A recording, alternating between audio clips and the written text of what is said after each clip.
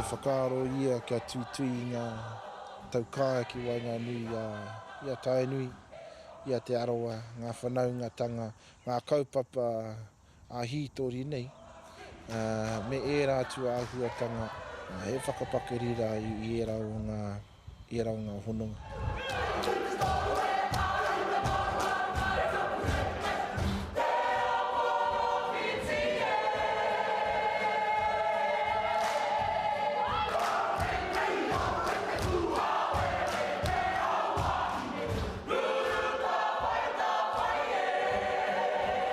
E ki ana te kōrero pūtaru haka hao te rangatahi. Ano, e pai ana te haumai o te hunga, te reanga mā tātahi. Ano, ko kai a mātau pia te tahi mahi nui kia pupuri ngā wāwai ki te papa. E rātu āhuatanga. Pull back on personalising your stuff. Okay? Get back to the base action and execute it properly. Right? Then let's do it again and properly.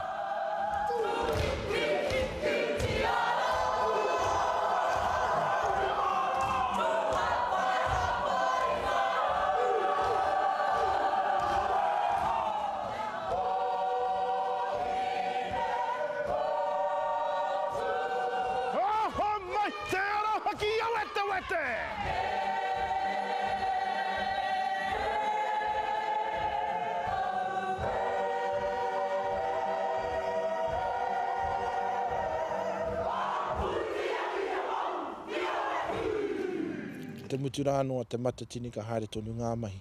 Ngā mahi o te marae, ko te mahi, ko te tū ki te huinga kōpapa, ko te whakarite i a mātou mō te koroneihana, e rā ngā mahi mo te marae.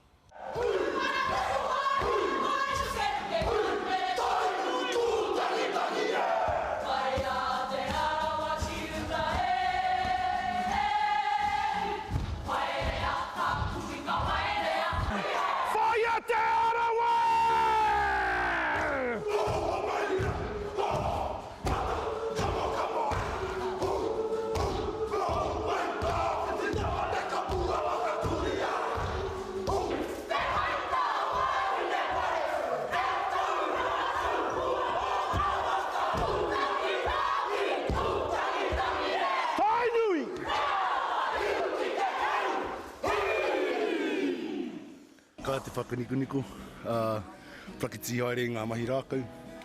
Me pewhia te pūkana i tēnei wā, pewhia te waiata, anō nei te pūkana, te whaikaha hoki. Ai, pai te haere, pai ngā prakati, pai ngā whakanikuniko. Te rāpea, ngā wahanga o te wairua mo te hiringaro, me era āhuatanga, pai ki te tūkirungi te atamira, tino fresh, ngā ringa, ngā poi, engari kareka he wairua, so ko tērā te mea nui mo mātou i tēnei wā.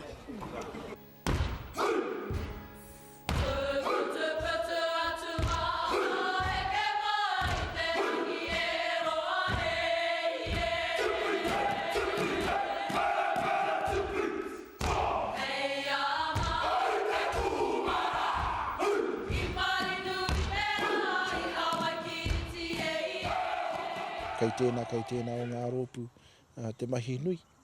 Aha kua tuatahi whakamutunga ki Wainganui rānei, me mahi tonu te mahi. Me he mea kai te whakaaro mō rōpū ke atu, ka re tērā i te āwhini a mātou.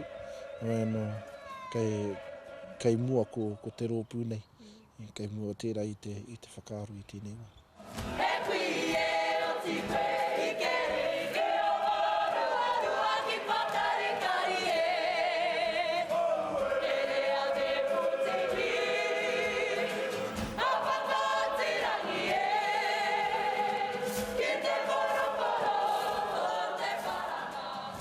Ka whakatangeria ki ka whakapau kato i ngā ihi me ngā wana ki rungi i tātā mira. Kei rotu i ngā ringaringa o ngā atua, me ki ngā atua o ngā kai whiriwhiri.